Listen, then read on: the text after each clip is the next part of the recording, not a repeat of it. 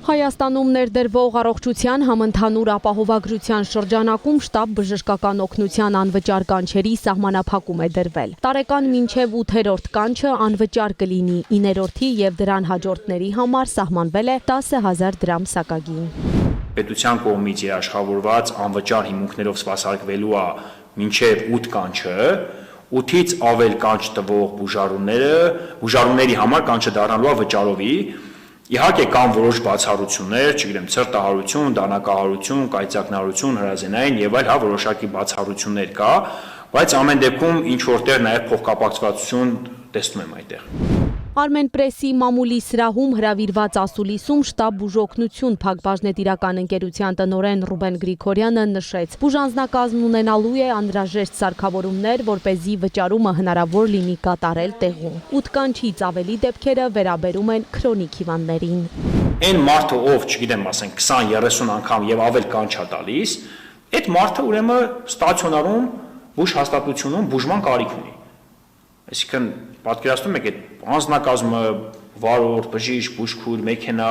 գնալ ու նման կանչերի պատճառով իրական հրատապ, շտապ բուժօգնության կարիք ունեցող մարդկանց կանչերը ուշանում են։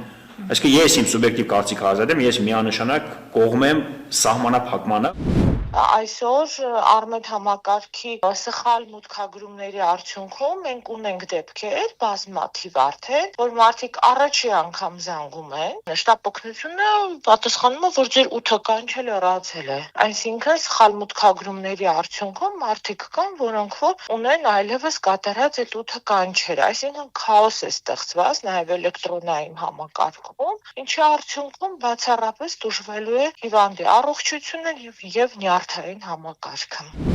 Ծառայության այս փոփոխությունից բացի այն կանչերը, որոնք շտապի տիրույթում չեն լինի, բաժին կհասնեն տեղամասային բժշկին, ով 2 ժամվա ընթացքում պետք է տեղում լինի։ Կառավարության որոշմամբ կանչը կսպասարկի տեղամասային կամ ընտանեկան բժիշկը կամ էլ մանկաբույժը։ Կապ չունի դա պոլիկլինիկա է, թե գյուղական ամբուլատորիա։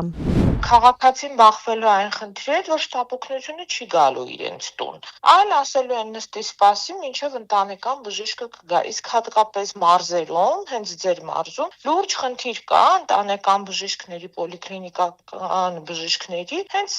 տեխնիկական հարցերի շուրջ, այսինքն, ինչպես է բժիշկը հասնելու հատկապես գյուղական համայնքներում հիվանդի տուն, չկա տրամադրված տրանսպորտային միջոցներ, չկան համապատասխան հագեցվածությունը եւ վերջի այդ բժիշկը ինչպես է այսպես հասկանալու հիվանդի խնդիրները, այսինքն հիվանդը լուրջ ժամանակի կորուստ է ունենալու։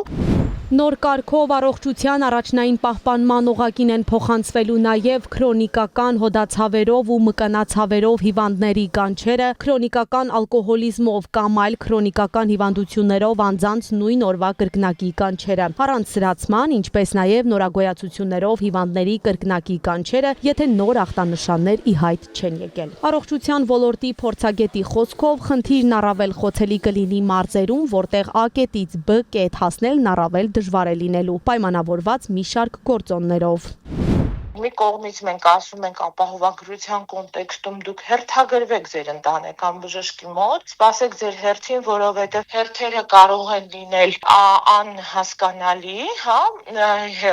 ավելի դաշնիկ ամբողջ աշխարհը հերթագրվում է։ Մյուս կողմից էլ այդ ընտանեկան բժշկին ասում ենք հենց կանչ կստանաս, քո հերթերը թող եւ գնա 2 ժամվա ընթացքում սպասարկի այդ քաղաքացուն, այսինքն ինչ է ստացվում։ Այդ ընտանեկան բժիշկը իր պլանավորված հիվանդներին պետքա թողնի դռան հետևում եւ մի ամբողջ օր կորցնի, մի գյուղից մի գյուղ գնա, որ մի հատ կանչ կատարի, որովհետեւ այդպես դրված օրենսդրությամբ չկատարելու դեպքում նրան հասնում է վարչական իրավախախտման մասին օրենքով տուժեր եւ տուգանքներ։ Նոր փոփոխություններով զգալիորեն կավելանա պոլիկլինիկաների ծանրաբեռնվածությունը, ըստ փորձագետի, արդյունքում հիվանդը ժամանակի կորուստ կունենա։ Նարեկ Խաչատրյան, Սյունիք լուրեր։